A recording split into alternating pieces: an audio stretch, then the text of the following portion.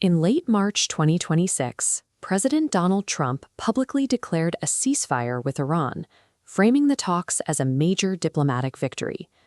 But within 24 hours of that announcement, Iran launched an overwhelming barrage of 220 missiles.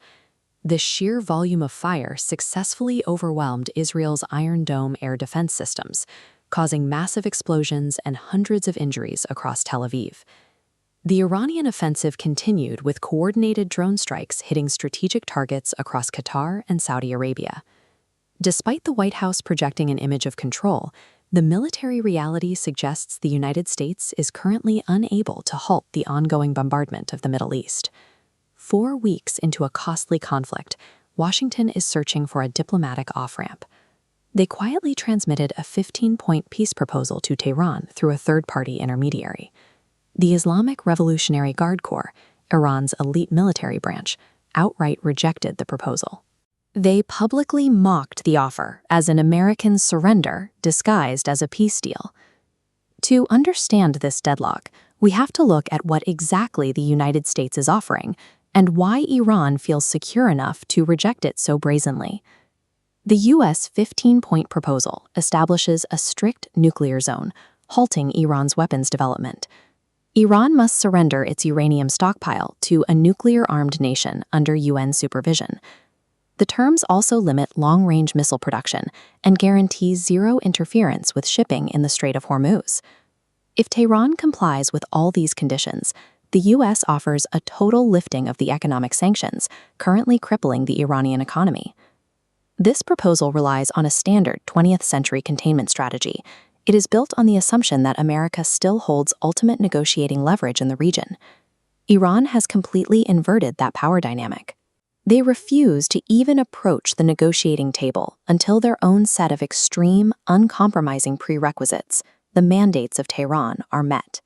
First, Tehran requires an instant halt to all U.S. attacks against its territory, backed by concrete, verifiable guarantees ensuring the physical safety of Iranian leadership. Next comes a major geographical demand. Iran insists on the total and permanent closure of all American military bases situated within the Gulf countries. They also issued a blunt financial and diplomatic ultimatum, requiring Washington to issue a formal apology and pay sweeping financial reparations for the damages inflicted. In a direct rejection of the core American terms, Iran insists it must be allowed to continue its ballistic missile program entirely without restriction. These mandates are structurally impossible for a sitting U.S. president to accept. Agreeing to close regional bases and pay reparations would amount to a humiliating public admission of military defeat. Beyond policy demands, Iran introduced a final, highly specific caveat dictating exactly who was even allowed to sit across from them at the negotiating table. Tehran explicitly stated they will refuse to engage in any direct talks with President Donald Trump. They also issued an outright refusal to negotiate with prominent foreign policy officials, specifically naming individuals like Senator Marco Rubio. Instead, they will only accept one specific counterpart. Iran demands that U.S. Vice President J.D. Vance be the official to face them at the table. By dictating the opposition's personnel, Tehran is stripping the Trump administration of its diplomatic autonomy and forcing the U.S. to play entirely by Iranian rules. This paralyzing international stalemate is now actively destroying the administration's political armor at home. The American public is delivering a massive backlash, refusing to forgive an administration that dragged the country into an unwinnable Middle Eastern quagmire. The electoral reality is shifting rapidly. In a recent Florida local election, Republicans just lost 2 historically safe assembly seats to Democratic challengers.